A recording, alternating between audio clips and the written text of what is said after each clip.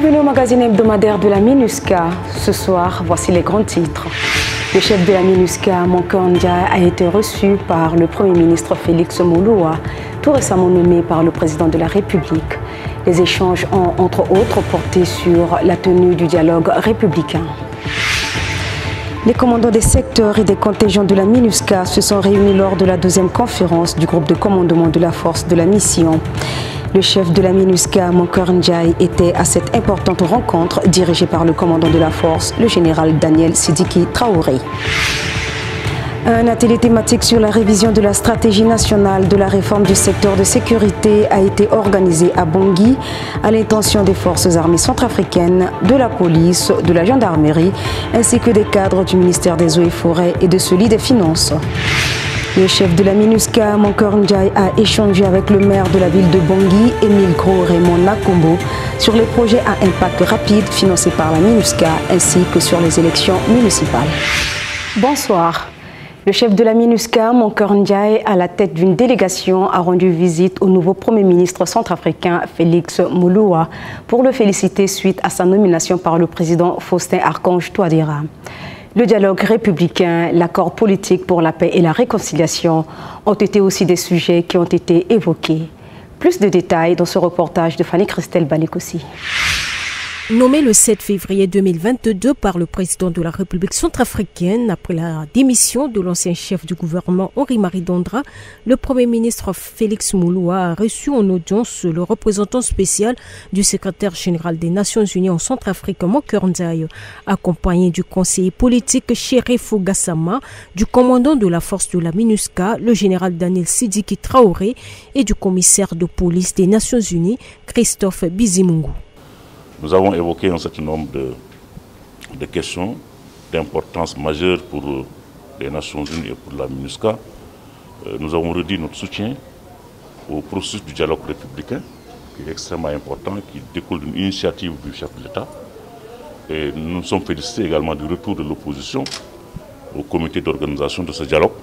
Et nous sommes disposés à soutenir sous toutes les formes la tenue de ce dialogue, au plan matériel, au plan technique, au plan scientifique. Nous sommes déjà représentés par la division des affaires politiques au sein du comité d'organisation du dialogue républicain. Et nous espérons que tous les acteurs vont jouer leur rôle pour que le dialogue aboutisse à des conclusions consensuelles pour le pays et pour le développement du pays. Les deux personnalités ont échangé sur les préalables au processus électoral qui doit s'achever avec l'organisation des élections locales. Ils ont aussi échangé sur la nécessité d'harmoniser la feuille de route du dialogue républicain et l'accord politique pour la paix et la réconciliation. À cet effet, Moncur Ndiaye a réitéré l'engagement de la MINUSCA à appuyer la mise en œuvre de la feuille de route et la disponibilité des Nations Unies à accompagner le Premier ministre dans l'exercice de ses fonctions au service de la République centrafricaine. Merci Fanny. La 12e conférence du groupe de commandement de la force de la MINUSCA a été organisée en présence des commandants des secteurs et contingents déployés en République centrafricaine. Les travaux officiellement lancés par le chef de la MINUSCA, Moncur Ndiaye, ont permis d'échanger avec les différents chefs militaires sur le mandat de la mission, de recevoir les conseils et directives du leadership, d'obtenir les stratégies pour prévenir les abus et exploitations sexuelles. Notre reporter Constantin Goutendi était sur le terrain. La cérémonie d'ouverture de la 12e conférence du groupe de commandement de la force de la MINUSCA, regroupant l'état-major de la force, les différents commandants de secteurs et des contingents a eu lieu le 10 février 2022. Cette cérémonie a vu la présence du commandant de la force de la MINUSCA, le général de corps d'armée Daniel Sidiki Traoré, le représentant du chef de la composante police de la MINUSCA, le contrôleur général de la police Toé Fidel, chef des opérations UNPOL, de la représentante spéciale adjointe du secrétaire général de l'ONU et coordonnatrice humanitaire Denise Brown et du représentant spécial du secrétaire général des Nations Unies en Centrafrique et chef de la MINUSCA, Moncur Ndiaye. Cette 12e conférence du groupe de commandement de la force de la MINUSCA me permet aussi de vous féliciter pour vos faits d'armes, ô combien nombreux et importants, mais aussi de tracer avec vous les axes stratégiques de la mission notamment les actions relevant des opérations de la force, au rang desquelles l'élimination de la menace posée par les groupes armés, pour contribuer à la création de conditions sécuritaires propices à la réconciliation nationale et à une paix durable. L'objectif de cette conférence est de familiariser les différents chefs militaires à tous les niveaux avec le mandat, leur donner des directives et les conseils du leadership de la mission et du commandant de la force sur les ordres d'opération, la prévention des abus et exploitations sexuelles ainsi que sur d'autres aspects opérationnels et administratifs clés de la mission. J'invite également tous les commandants de contingent à accroître la sensibilisation afin de s'assurer que les risques de SIE sont bien compris et adaptés aux mesures d'atténuation adéquates. Une responsabilisation de tout le personnel en uniforme nous permettra de parvenir au respect de la politique de tolérance zéro.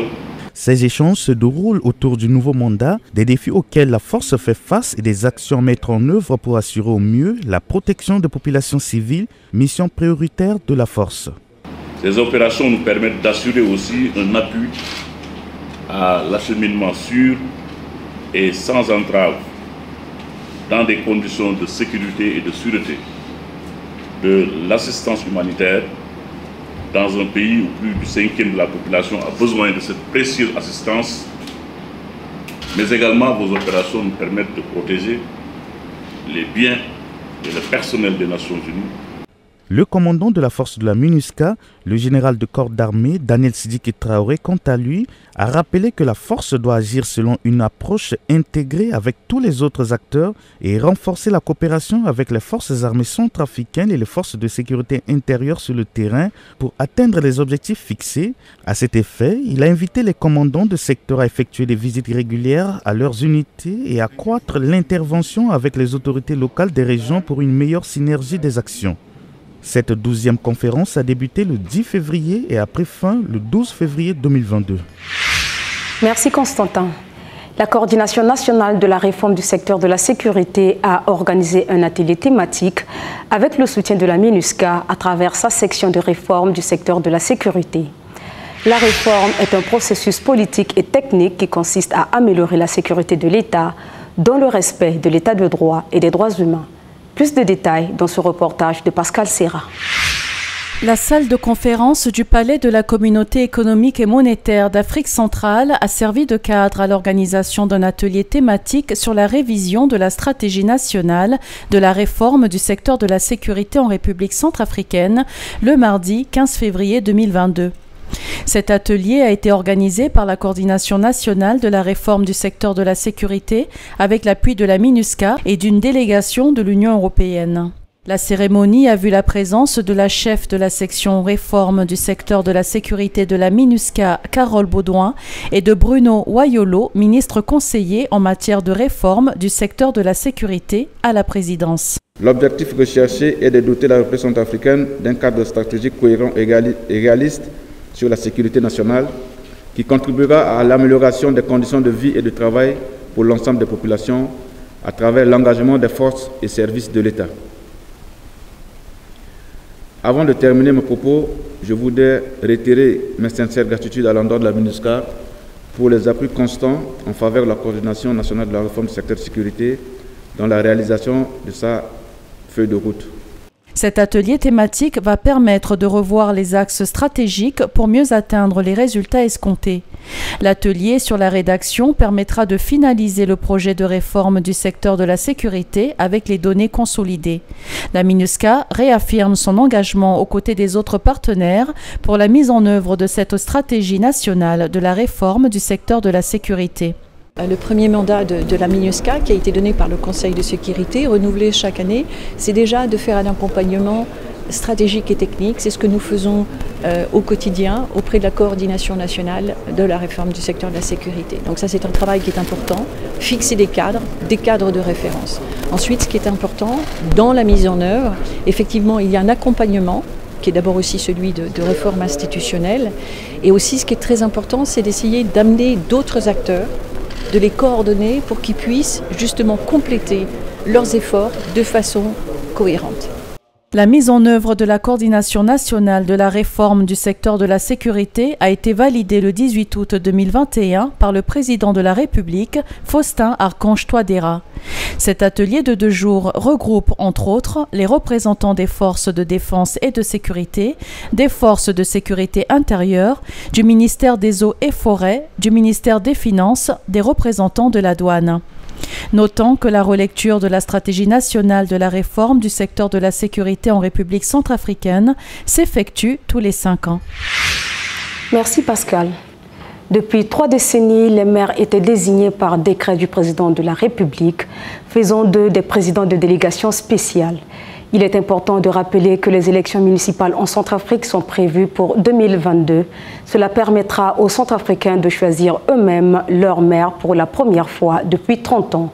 C'est dans ce cadre que le premier citoyen de la ville de Bangui, Émile Gros Raymond Nakombo, a échangé avec le chef de la MINUSCA, Mankeur Ndiaye. Suivant ce reportage de Crispin Dimbasakete. Le vendredi 11 février 2022, le chef de la MINUSCA, Mankeur Ndiaye, a reçu en audience le maire de la ville de Bangui, Émile Raymond Gros Nakombo, accompagné de son directeur de cabinet Sylvain Diamani et du directeur technique de la mairie de Bangui, Gabriel Minalomi. Je suis venu rencontrer mon frère, M. Mankeur, le représentant spécial du secrétaire général des Nations Unies, pour que nous parlions des difficultés des municipalités, des élections à venir, et que vraiment cette coopération avec la MINUSCA continue grandissante, puisque grâce à notre frère, je veux parler de la fibre africaine, grâce à lui nous avons eu beaucoup de dotations. Le but de cette rencontre de courtoisie du maire avec le chef de la MINUSCA est de remercier la mission. Selon le maire de la ville de Bangui, qui rappelle que c'est une rencontre périodique, la MINUSCA est le premier partenaire de la municipalité. À travers des projets à impact rapide, la MINUSCA a pu financer plusieurs réalisations au profit de la municipalité de Bangui. Le maire n'a pas caché sa satisfaction. À la fin de l'année, nous avons fait un tour dans la ville de Bangui à voir toutes les réalisations dont nous sommes bénéficiaires et dont on n'en parle pas beaucoup. Vous voyez, l'avenue qui est ici, l'avenue de Castor, a été bitumée. Et je l'ai dit, et notre population doit le savoir. Bitumée à moindre coût, hein, vous savez, c'est un bel exemple. C'est pour cela que je suis venu en parler avec lui, le remercier surtout. Parmi les nombreux projets financés par la MINUSCA au profit de la municipalité de Bangui, il y a la réhabilitation et la modernisation de la décharge municipale de Kolongo dans le 6e arrondissement de la ville pour un coût de 2 839 481 $ américains. Merci Crispin. Nous recevrons dans un petit instant Sylvain Prévost, chef de la section des transports de la MINUSCA, dans une interview menée par Billy Aminou Alao. Dans cet entretien, il nous parle plus en détail des missions de son unité, notamment dans le cadre de la sécurité routière. Restez avec nous.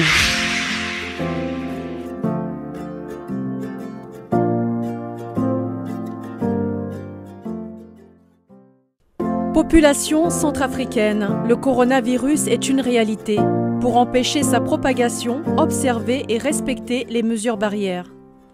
Lavez-vous fréquemment les mains avec de l'eau et du savon ou avec une solution hydroalcoolique. Évitez les embrassades et accolades, évitez de vous serrer les mains.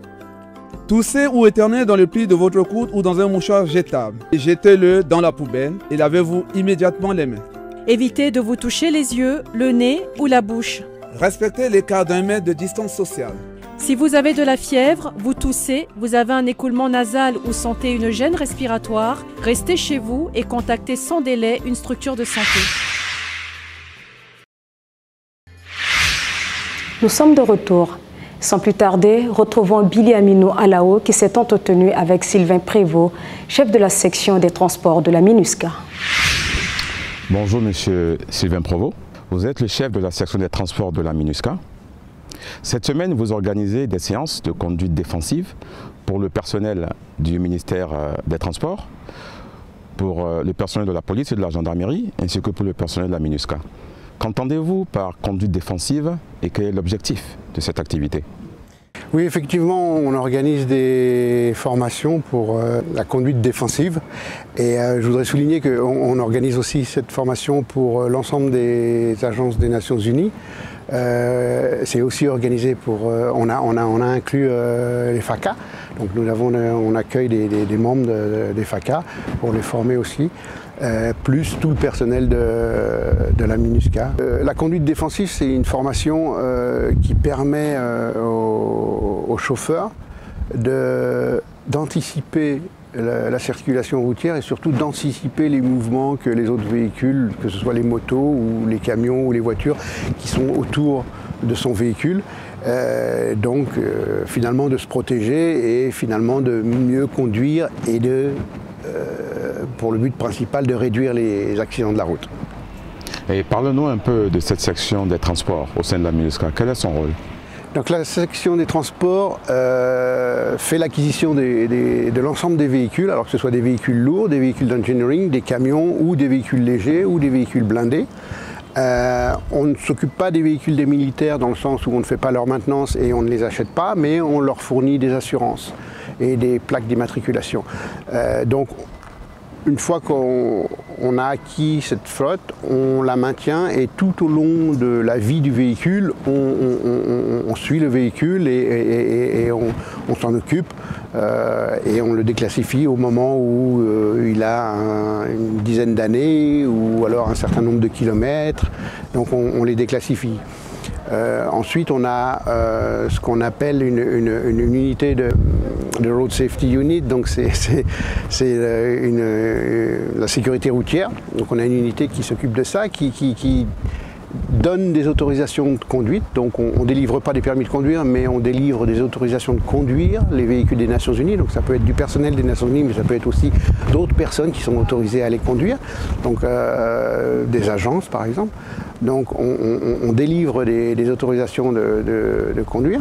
Et au sein de cette unité-là, nous avons aussi une autre unité qui est rattachée et qui fait le suivi de la flotte, ce qu'on appelle Fleet Management. Et on a un système de gestion des véhicules, qui est un système électronique.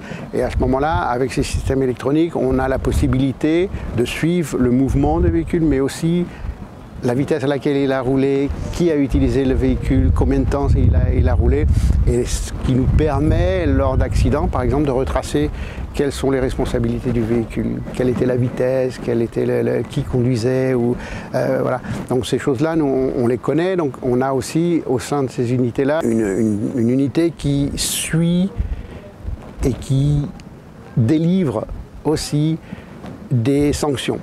C'est-à-dire qu'on a autorité de retirer le permis de conduire à quelqu'un ou de lui donner juste un avertissement pour lui dire voilà, vous avez dépassé la limite de vitesse, tel jour, et on a la possibilité d'avoir la preuve de ça. Donc ça nous permet d'appliquer d'un côté la sensibilisation, comme on fait avec les campagnes de sécurité routière, mais aussi de l'autre un peu de répression. Ce qui est, il faut qu'on ait un équilibre entre les deux pour qu'on puisse avoir un taux d'accident qui soit réduit. Est-ce que votre section travaille en partenariat avec les forces de sécurité intérieure pour le contrôle de la circulation? Oui, tout à fait. On ne travaille pas à plein temps avec eux, mais dès lors où on met en place une campagne de sécurité routière, nous avons une collaboration avec eux sur la route pour faire des contrôles, pour mettre en place des panneaux de signalisation, pour mettre en place aussi des passages cloutés pour que les piétons puissent passer. Donc oui, on a une collaboration avec eux, mais dans le cadre des campagnes de sécurité routière. Oui. Vous organisez aussi des campagnes avec le ministère? Bien entendu, nous avons... alors, pour les campagnes de sécurité routière, on inclut nos collègues de la police des Nations Unies, qui eux ont déjà un réseau de formation pour les commissariats. Donc on inclut ces gens-là, donc on va dans les mairies, on inclut la police nationale et on demande à voir par exemple les chauffeurs de taxi moto ou les chauffeurs de taxi voiture, et on les inclut dans des sessions où on fait une sensibilisation à la sécurité routière. En partenariat avec le ministère, mais que faites-vous pour la population? Est-ce que ça a un impact, ces activités-là? Par exemple, la plupart des passages cloutés que l'on réhabilite tous les ans sont faits au-devant des écoles. On forme l'ensemble de nos chauffeurs, par exemple, à mettre leur warning et à s'arrêter au niveau des passages cloutés, mais c'est comme je l'ai dit, devant les écoles. La plupart sont faites comme ça. Quand on forme, par exemple, les taxis motos, ça a un bénéfice pour la population. Vous voyez, souvent on voit des motos où il y a 3, 4, 5, 6 personnes. Donc on intervient sur ce genre de pratique et on leur explique pourquoi. Au niveau de la formation de conduite défensive, il y a un module qui explique comment sécuriser son passager. Donc là, à ce moment-là, la population est touchée. On entend aussi dire que le personnel de la MINUSCA est obligé ou doit rouler à une vitesse limitée. Quel est l'objectif de cette restriction? Au niveau des Nations Unies, on a une règle, c'est que de toute façon, on roule au maximum aux limites de vitesse qui sont mises en place par le pays dans lequel nous sommes déployés, ou la mission peut décider d'adapter sa vitesse et de dire on réduit, par exemple, si la vitesse en ville est limitée à 50 km/h, il se peut très bien que la mission décide que tous ces véhicules roulent à 45 km/h.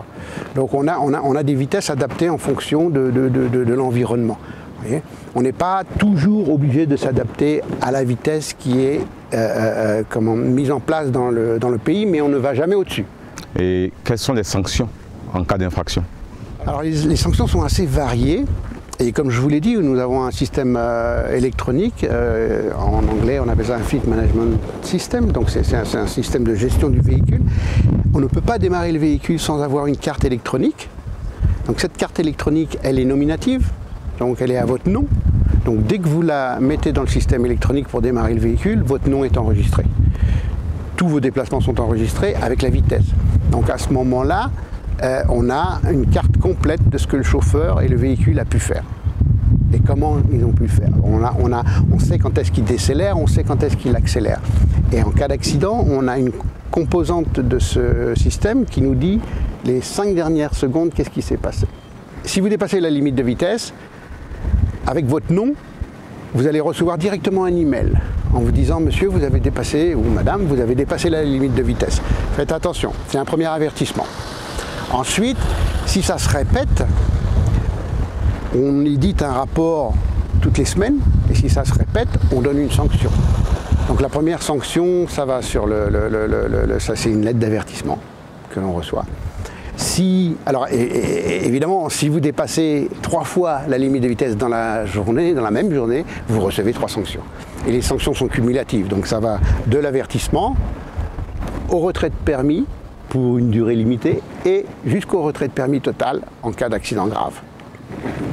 Et bien entendu, si les torts sont reconnus sur le chauffeur des Nations Unies, oui, on retire le permis de conduire. Sylvain Provost, merci. Merci à vous. Je rappelle que vous êtes le chef de la section des transports de la MINUSCA. Merci encore. Merci Billy Aminou.